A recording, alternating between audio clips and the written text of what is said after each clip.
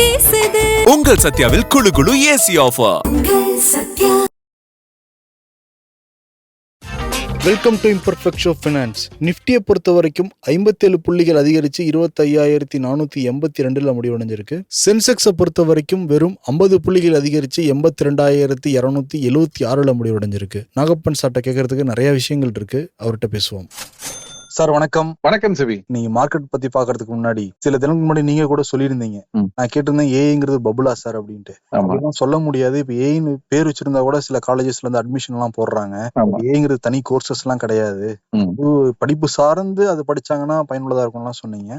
கிட்டத்தட்ட அதே மாதிரி ஜேபி மார்கனுடைய தலைவர் ஏஐ பத்தி சில விஷயங்கள் சொல்லியிருக்காரு. மார்க்கெட் கூட கிராஷ் ஆகலாம் 2008 ஆன மாதிரி கூட வந்து சில ஸ்டேட்மெண்ட் எல்லாம் கொடுத்திருக்காரு. அத நீங்களும் பாத்துருப்பீங்க. அதை பத்தி சொல்லுங்க சார். ஜேபி மார்கனுடைய சிஇஓ ஜாமி டிமன்கிறவரு அவர் வந்து ஒரு எச்சரிக்கை சொல்லி இருக்கிறாரு.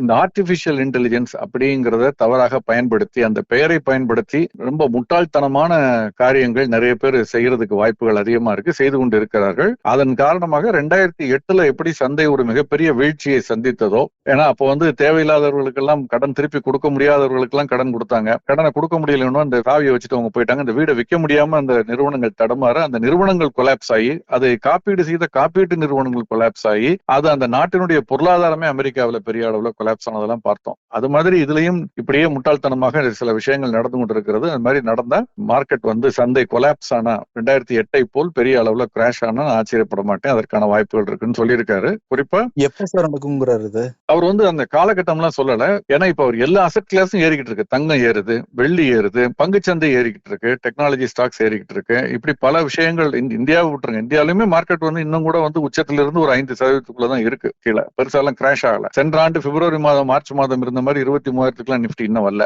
ஓகே, சோ இங்கேயும் பீக்ல. சோ எல்லா அசெட் கிளாஸும் பீக்ல இருக்கு. இந்த மாதிரி இருக்குதுங்கிறது என்னன்னா வந்து ஒரு தண்ணி வெள்ளம் அதிகரிக்கும் பொழுது அந்த வெள்ளத்தின் மீது இருக்கக்கூடிய எல்லா கப்பல் போட்டு எல்லாமே மேல வரும். அதனால நம்ம சொந்த முயற்சியில மேல வந்தோம்னு நினைக்க கூடாது. அது லாட் ஆஃப் மணி, லிக்விடிட்டி நிறைய இருக்கு. எல்லாருமே நிறைய பணம் பண்ணிருக்காங்க. அந்த பணத்தை திரும்ப முதலீடு செய்கிறார்கள். திரும்ப சூதாட்டம் மாதிரி நடக்குது அப்படின்னு போட்டிருக்காரு. சோ இதன் காரணமாக பெரிய ஆங்ஸைட்டி. நீங்க சமீப காலத்துல பாத்திருப்பீங்க, வெள்ளி வந்து 100 ரூபாயில இருந்து 200 ஆனப்ப கொண்டாட்டம், 250 ஆனப்ப சந்தேகம், 300 போனோன்னு மேலும் சந்தேகம், ஆனால் 400 போனோன்னு ஒரு குஷி ஆயிட்டாங்க எல்லாரும். திரும்ப இறங்கி 250 வந்தது, 230 வந்து பார்த்தோம். சோ இது மாதிரிதான் ஒரு உச்சத்துக்கு போகும்பொழுது அந்த கொலாப்ஸ்ங்கிறது நடப்பதற்கு சாத்தியக்கூறுகள் மேலும் மேலும் அதிகமாகிட்டு இருக்கு. இந்த ஏஐங்கிறத ரொம்ப தவறாக நிறைய பேர் பயன்படுத்துவாங்க. இந்த வார்த்தையை பயன்படுத்தி கல்லூரியில் அட்மிஷன் போடுற மாதிரி இந்த வார்த்தையை பயன்படுத்தி நிறுவனங்கள் புதுசாக கூட வரும், நாங்க ஏஐ பயன்படுத்துகிறோம் நிறுவனம் அப்படின்லாம் சொல்லி பொது பங்கு வெளியீடுகள் வருவதற்கும் வாய்ப்பு இருக்கு. ஆனால் முதலீட்டாளர்கள் கவனமா இருக்கணும். அந்த அளவுக்கு தான் இதை பாத்துக்கிறேன். அவரு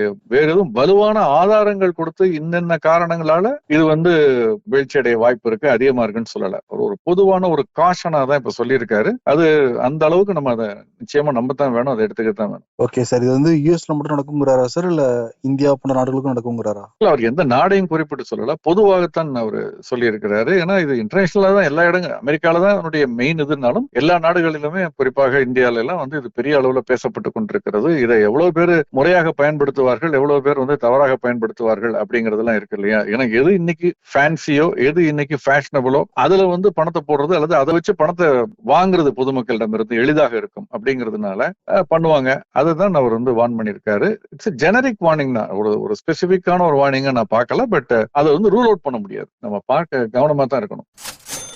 அடுத்து நம்ம சித்ரகுப்தன் Trump state of the union address வந்து பேசியிருக்காங்கன்னு சொல்றாங்க. ரொம்ப லாங்கஸ்ட் ஸ்பீச்லாம் கூட செய்தியில போட்டிருந்தாங்க. முதல்ல இந்த ஸ்டேட் ஆஃப் த யூனியன் அட்ரஸ்னா என்ன சார்? இதுல பேசுறதுனால என்ன பயன்? இந்தியா பத்தி ஏதாவது பேசியிருக்காரா?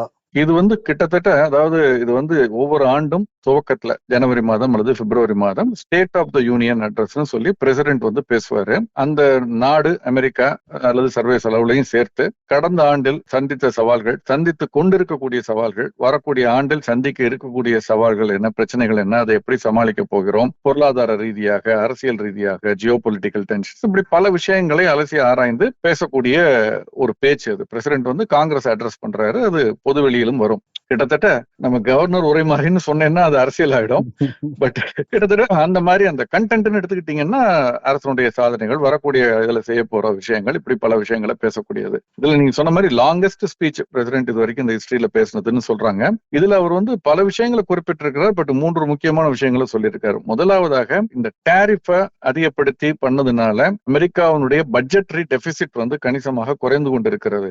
பற்றாக்குறை, ட்ரேட் டெபிசிட், குறிப்பாக ட்ரேட் டெபிசிட் வந்து வர்த்தக பற்றாக்குறை அது வந்து குறைஞ்சிக்கிட்டு இருக்கு அப்படின்னு சொல்லியிருக்காரு. அதன் காரணமாக உள்ளூர் உற்பத்தி பெருகுகிறது, அதனால வேலை வாய்ப்பு அதிகரிச்சிருக்கு இரண்டாவது அப்படின்னு 2வது பாயிண்ட் சொல்றாரு. தனியார் நிறுவனங்கள் பெரிய அளவுல வந்து தொழில் துவங்கி இருக்கிறாங்க இந்த டாரிஃப் ப்ரொடெக்ஷன்னால, அதனால வேலை வாய்ப்பு அதிகரிச்சிருக்குன்னு சொல்றாரு. 3வதாக ட்ரில் பேபி ட்ரில்னு அவருடைய ஃபேமஸான ஸ்டேட்மெண்ட் அது. அதிக அளவுல எண்ணெய் உற்பத்தி செய்கிறோம், அதனால நாங்க உலகத்திற்கு எண்ணெய் சப்ளை பண்ணக்கூடிய ஒரு பெரிய அளவுல ஏற்றுமதி செய்து நம்ம சம்பாதிக்கக்கூடியது இருக்கு அப்படின்னு சொல்லியிருக்காரு. சோ இந்த மாதிரி கிட்டத்தட்ட அவர் என்ன சொல்லியிருக்காருன்னு எடுத்தோம்னா, அந்த அமெரிக்கால வந்து பாலாறும் தேனாரும் ஓடுகிறது. இதுதான் அவர் சொல்லல, அவருக்கு தமிழ் தெரியாது, தெரிஞ்சா சொல்லியிருப்பாருன்னு நினைக்கிறேன் அப்படின்னு சொல்லியிருக்காரு. ஆனால் இன்னொரு பக்கம் எதிர்கட்சிகள், அங்க டெமோக்ராட்ஸா இருக்கட்டும், மற்ற நிறைய அங்க அட்டன் பண்ணவங்க எல்லாம் வந்து அந்த ஆன்டி ட்ரம்ப் பின்னு சொல்லுவாங்க, அந்த மாதிரி ஒரு பின் சட்டையில குத்திக்கிட்டு எல்லாம் வந்து அட்டன் பண்ணியிருக்காங்க. அவர்கள் வந்து இதுல எவ்வளவு தூரம் உண்மை, எவ்வளவு தூரம் வந்து உண்மை அல்ல அல்லது அப்படிங்கிற விஷயங்கள் எல்லாம் வந்து கேள்வி எழுப்பி இருக்கிறார்கள். எந்த நாட்டை இதை பத்தி குறிப்பா எதுவுமே சொல்லல. பொதுவா டாரிஃப் நான் பண்ணதுதான் கரெக்ட்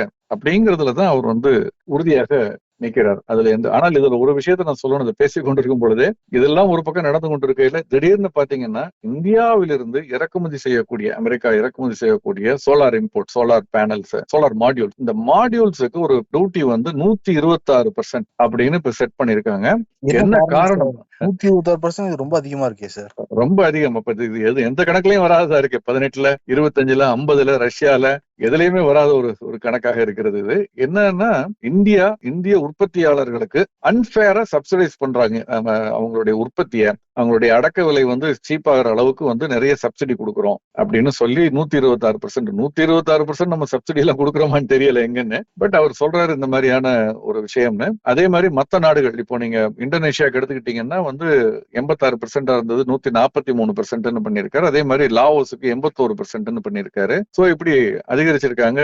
இப்ப இந்தோனேஷியாவுக்கு 143, நமக்காவது 126, அவங்களுக்கு 143 அப்படின்னு இருக்காரு. என்னன்னா இந்த 3 நாடுகளிடம் இருந்துதான் அமெரிக்கா அவர்களுடைய இந்த சோலார் மாடியூல் இம்போர்ட் எடுத்தீங்கன்னா 50%க்கு மேல இம்போர்ட் ஆகுறது இந்தியா, இந்தோனேஷியா, லாஸ், இதுல இருந்தா வருது. அவங்க ஏற்கனவே இதுக்கான அடிப்படை காரணம் என்னன்னு பாத்தீங்கன்னா, அங்க அமெரிக்காவில் இருக்கக்கூடிய சோலார் மேனுஃபேக்சரர்ஸ் அவங்க வந்து ட்ரேட் பெட்டிஷன்ஸ் சொல்றது, அது வந்து இதுக்கு எதிராக ஃபைல் பண்ணியிருந்தாங்க. ஜூலைல வந்து இந்த மாதிரி சைனா நிறுவனங்கள் அமெரிக்காவை ஃபிளட் பண்ணுது, குறிப்பாக இந்த மாதிரி இந்தியா, இந்தோனேஷியா, லாவஸ்ல இருந்து பண்ணக்கூடிய சீப்பான குட்ஸை வந்து எங்க தலையில கட்டி எங்களுடைய தொழில பாதிக்கிற அளவுக்கு வந்து அவங்க வந்து கொடுக்குறாங்க. அதனால நீங்க வந்து ஒரு இன்வெஸ்டிகேட் பண்ணி ஆன்டி டம்பிங் டியூட்டியோ, கவுண்டர் வெல்லிங் டியூட்டியோ இந்த மாதிரிலாம் நீங்க போடணும்னு சொல்லி சொன்னோன்னு அந்த US இன்டர்நேஷனல் ட்ரேட் கமிஷன் அதை ஆரம்பிச்சு அதனுடைய ஒரு அவுட்கமா தான் இதுன்னு சொல்றாங்களே தவிர இன்னைக்கு நேற்று இப்ப சமீபத்தில் நடந்த பிரச்சனைகளால் இது கிடையாது, இது தனி மேட்டர், இது வேற மேட்டர் அப்படின்னு சொல்றாங்க. இதன் மூலமாக அமெரிக்காவில் உள்ளூர் உற்பத்தி வந்து கொஞ்சம் பாதிக்கப்படாது, அது கொஞ்சம் ஃபேவரபிளா இருக்கும் அப்படின்னு சொல்லியிருக்காங்க. பட் இந்த இன்வெஸ்டிகேஷனுடைய ஒரு இறுதி இதுங்கிறது இன்னுமே ஜூலை மாசம் தான் வரப்போகுது. அது வரைக்கும் தான் இதுன்னு நான் நினைக்கிறேன். அதற்கு பிறகு ப்ராப்பரான ஒரு இது வரும், பார்க்கலாம்.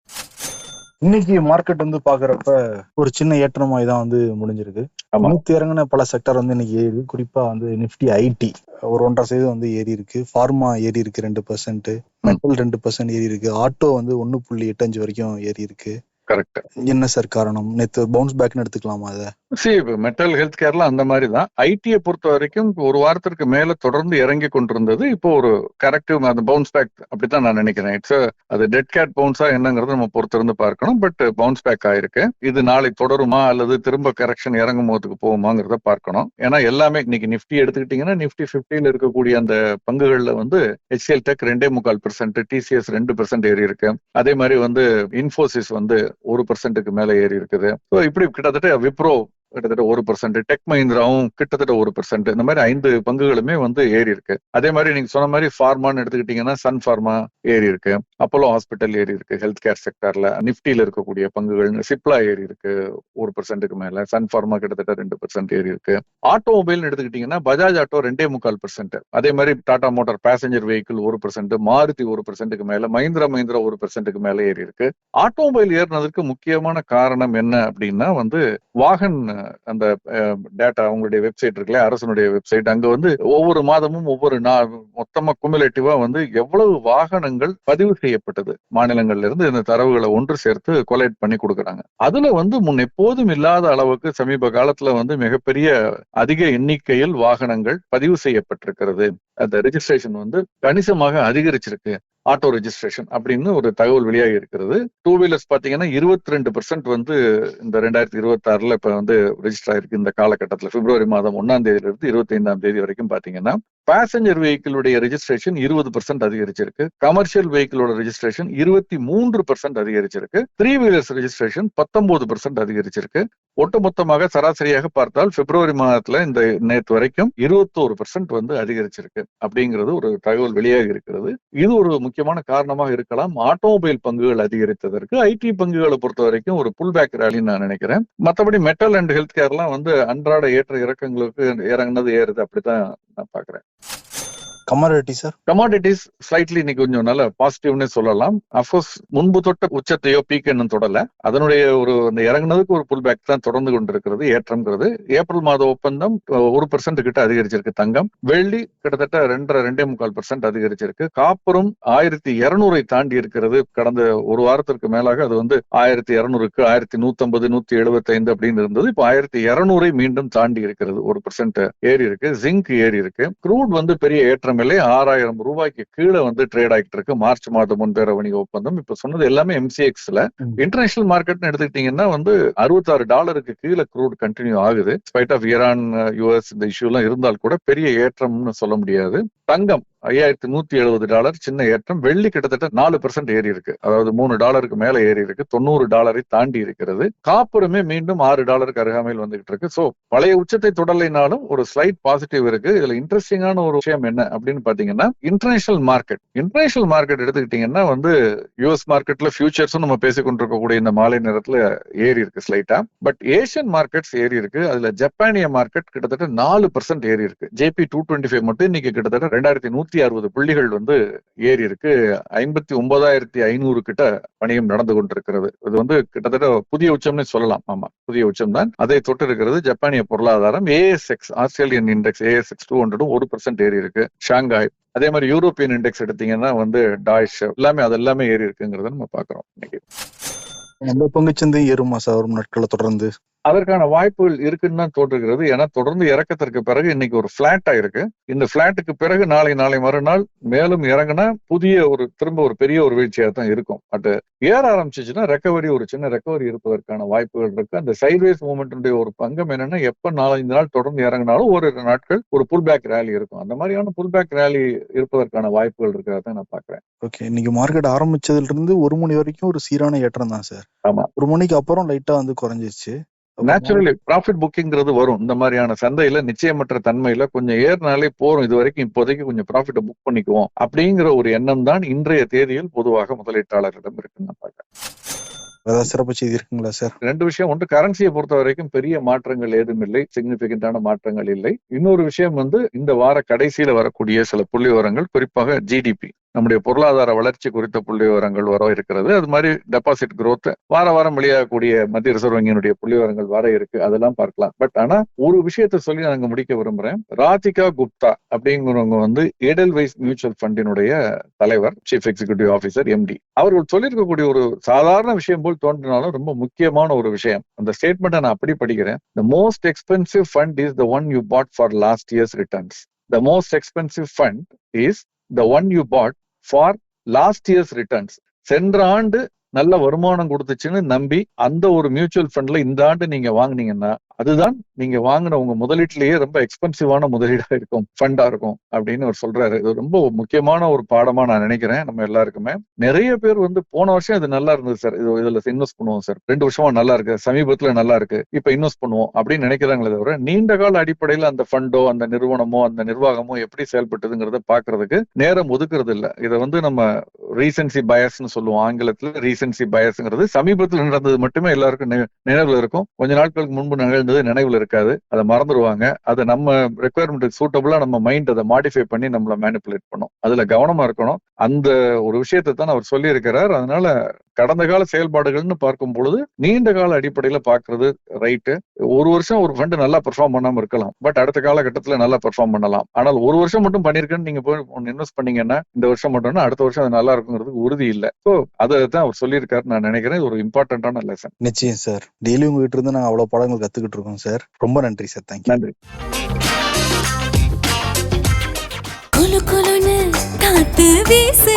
உங்கள் சத்யாவில் குளு குளு ஏசி ஆஃபர்.